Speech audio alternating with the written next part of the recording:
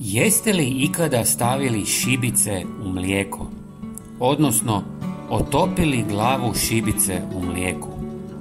Danas ću vam pokazati kako i zašto biste to trebali učiniti. Za početak trebat će vam 200 ml mlijeka, 300 ml vode i nekoliko šibica. Stavite šibice u vodu i pustite ih da odstoje. Nakon otprilike 10 minuta glava šibice bi se trebala otopiti i to je upravo ono što želimo postići. Ako želite ubrzati proces, možete ih i miješati. Primijetit ćete promjenu boje tekućine, što znači da su se šibice otopile. Možda se pitate zašto biste to radili i šta se zapravo događa.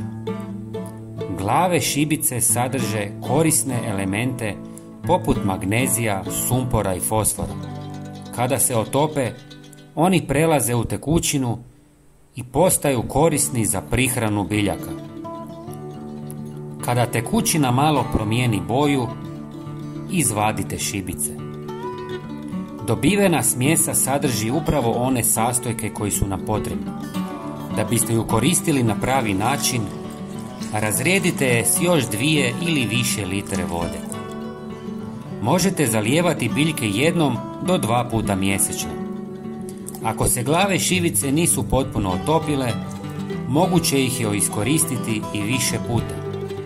Mlijeko je također korisno jer sadrže kalcij koji jača biljke i pomaže im da budu otpornije.